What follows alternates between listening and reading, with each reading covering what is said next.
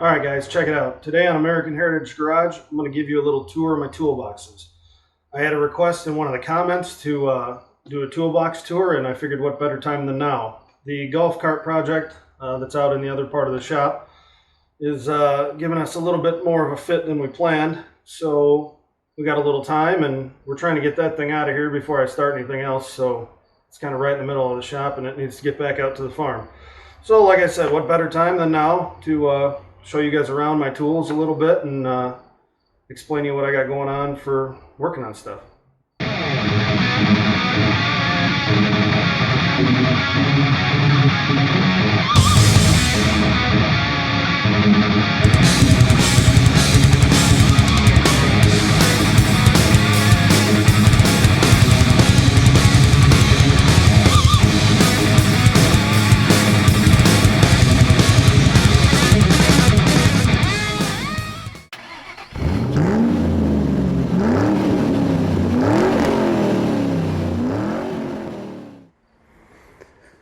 Alright guys, so we'll start off, I'll talk about the boxes themselves to start, and then we'll start over here and work our way down. Both of these toolboxes are Homac boxes. This one is the newer one. It's a 72-inch with a stainless steel top. This one is the one I got first. It's a 56-inch top and bottom box. I got them both through a local Napa. I do a lot of business with them. You'll see as we go through. I have a lot of their tools and different stuff, and that's where I get most of my parts. Which this may or may not be a lie, but I put it up anyway, just kind of to trick people. So we'll start at the top of the box. This is kind of the catch-all for the junk that I keep.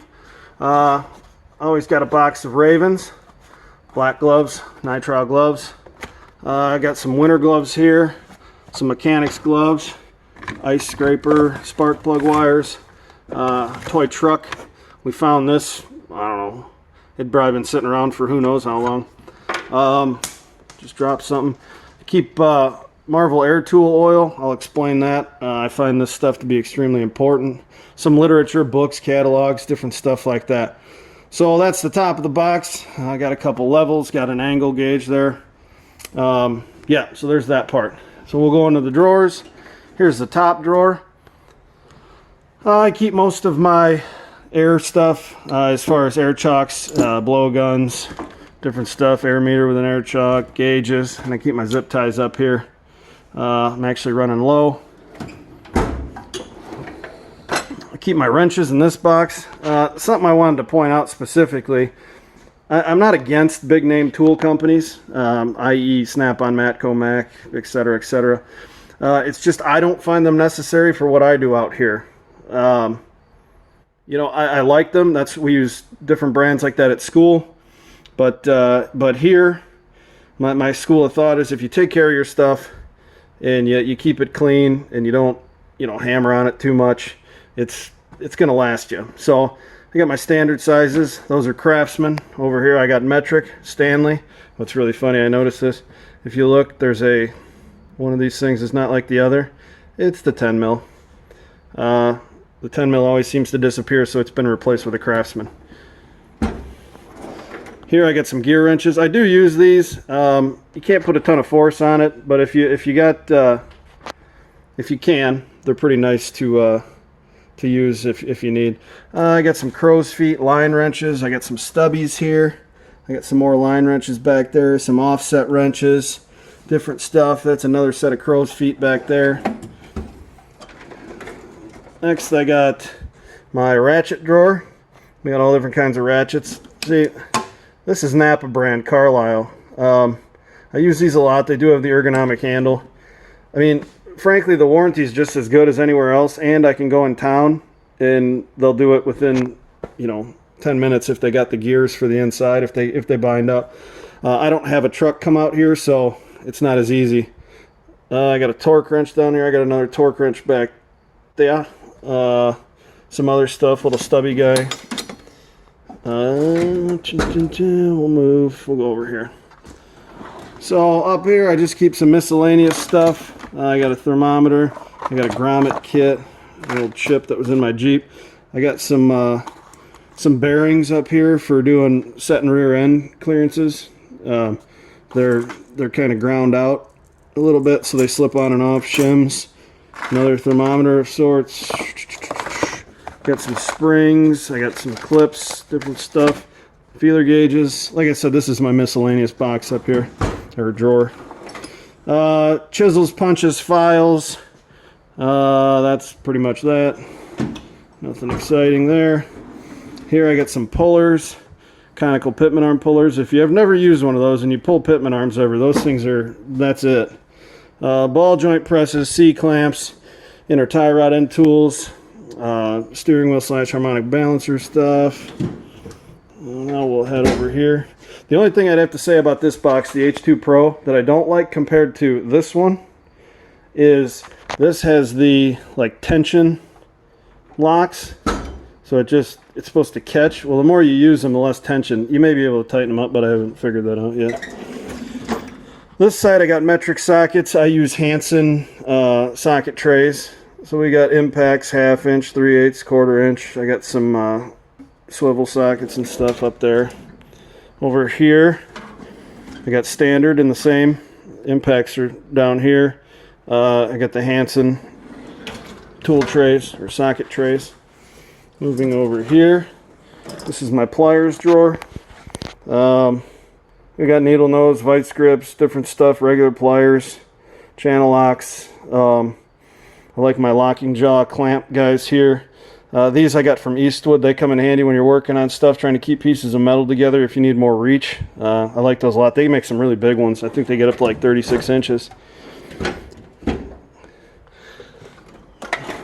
Screwdrivers. Screwdrivers are a magical thing that seem to multiply. It's really weird.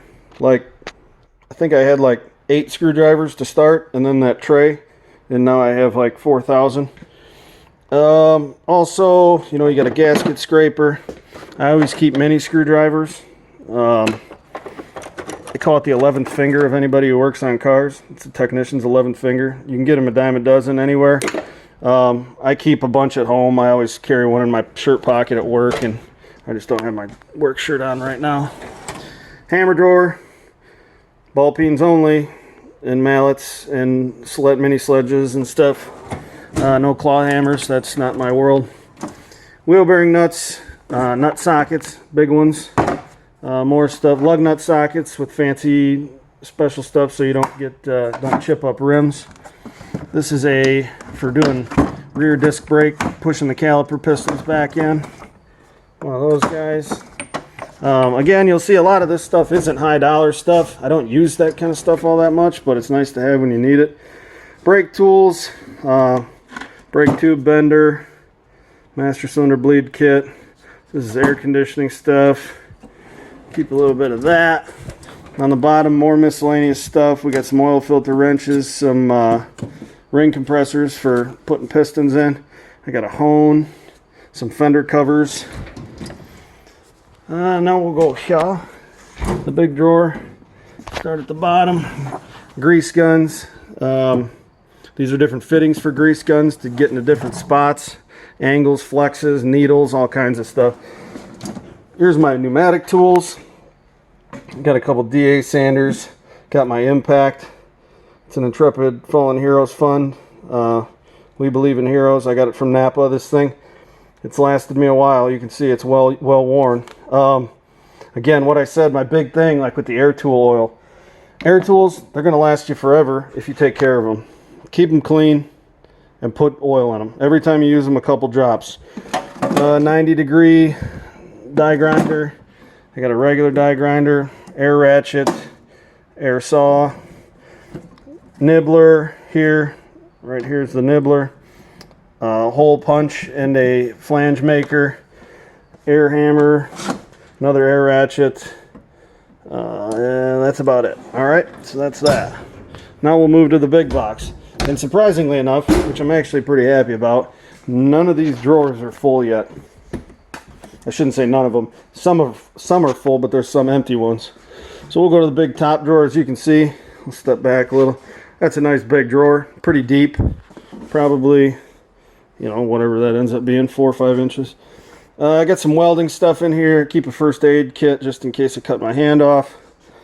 I can patch myself up. Some rags, clean rags. Up there in the box I keep my shop rags. You gotta have shop rags. Here I got different lubricants, ARP Ultra Torque. I got some disc brake stuff, anti-seize of different kinds, assembly lube, liquid electrical tape, Teflon, liquid Teflon, pipe compound. Can't see it. Muffler cement, more ARP stuff. I got my gasket maker RTV stuff here.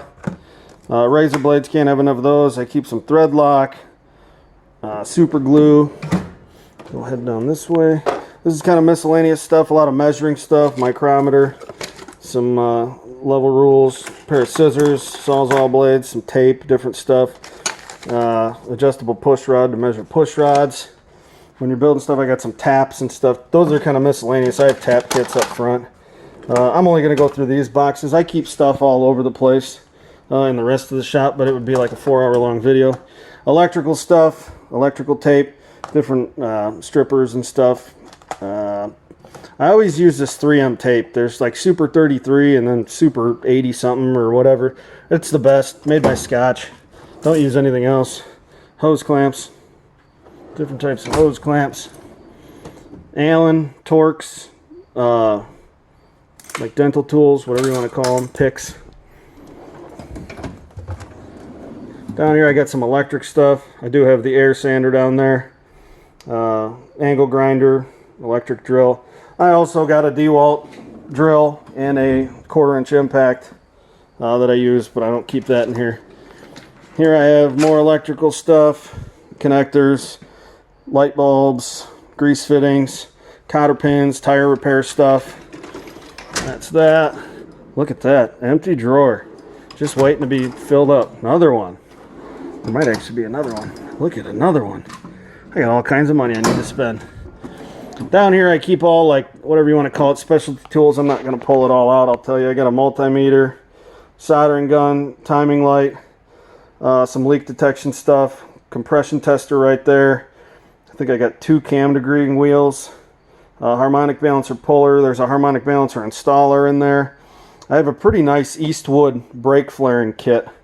You'll see me use it at some point. I got a ring filer down there. A tubing straightener. That's pretty cool. This thing right here, it was kind of expensive, but for as much brake line as I needed to run when I was building this car, I figured I might as well buy one.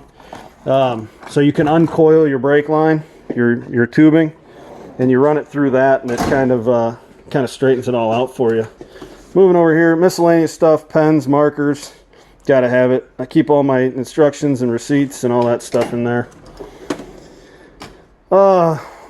Putty knives, razor blades, tape measures, a little bit of solder, some small wire brushes. Here's my body tools. I got receipts and stuff everywhere, don't I? Stickers and receipt. We'll just put that up there. Set of body hammers I got from Eastwood, pretty nice.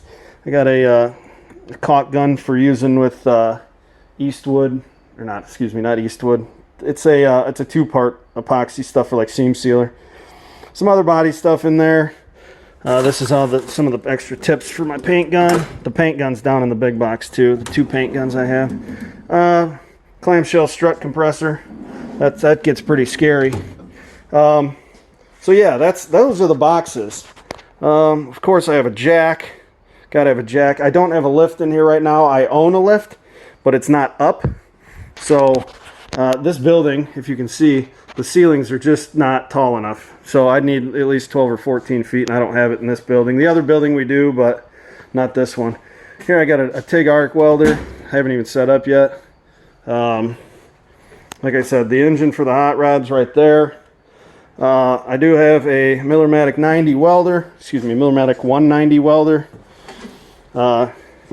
Gets the job done.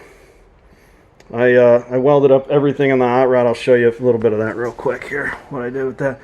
Welding stuff, extra wire, some copper plates so you don't blow through, some magnets for holding stuff together. Gloves are important. Hat, don't want to burn yourself. Just kind of a cheap mask, nothing special. It is auto darkening, gets the job done. Battery charger over there. Let's see. So yeah, I welded up this whole the whole top when I did the chop. I welded it from the outside, of course, but did a pretty fair job. I'm pretty pleased with it. So, I mean, at the very least, it's not gonna fly off when I'm driving down the road. So yeah, that's the tool tour for the most part. I got the radio up here. Keep some extra paint, spray paint, different stuff, body filler. That looks like some stain, some wax. Keep that around. This room's pretty sweet because it's got an exhaust fan, so it does make it nice when we're painting. Yeah,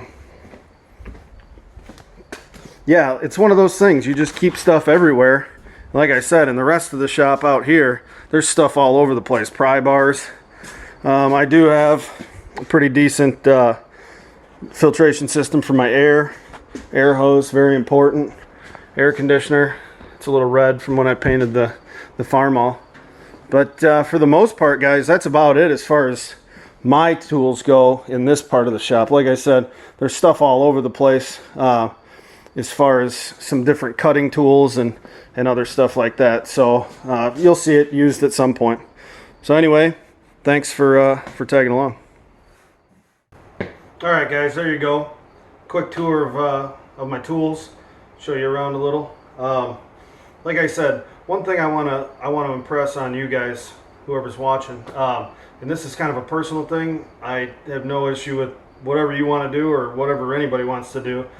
But when it comes down to tools, especially being in the automotive field as a day job, as a profession, and going to different conferences and conventions and stuff, I hear so much about, you know, big name tool companies. And like I said, they're great. They fit in your hand great.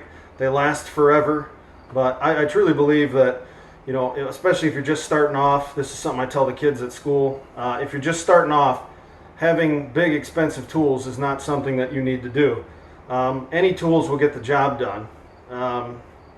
You know, thousands of dollars worth of tools doesn't make you a better technician or mechanic.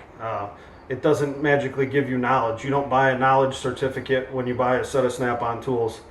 You know, they're a tool. They assist you in doing the job that you know how to do. So anyway, not to rant too much. For the most part, anything I have in here isn't super high dollar, but that's just me. So you guys can do whatever you want to do. One more thing I wanted to show you real quick, something that I use absolutely every day, is a mini flashlight right here, and then a headlamp, a high quality headlamp. So those are pretty valuable to me in the day-to-day work. I'm not a drop light guy. I don't have one of those fancy expandable 4-foot long Cree bulb lights that goes under the hood of a car. I just stick that light on my head, or I stick my mini flashlight in my mouth, and it gives me all the light I need. It's served its purpose well over the years. So anyway, of course, like I said, DeWalt drill. This is a screw gun actually, or an impact, but this is also comes in handy instead of ratcheting on stuff. If you have open space, you can use something like this. So there you go, guys. Hope you enjoyed it. Hope it was somewhat knowledgeable and beneficial to you guys. So again, I appreciate the support. Keep the comments coming. If I can do it, I'll do it. So ask and you shall receive. Thanks again. Please don't forget to subscribe and like and share and do all that other stuff down there.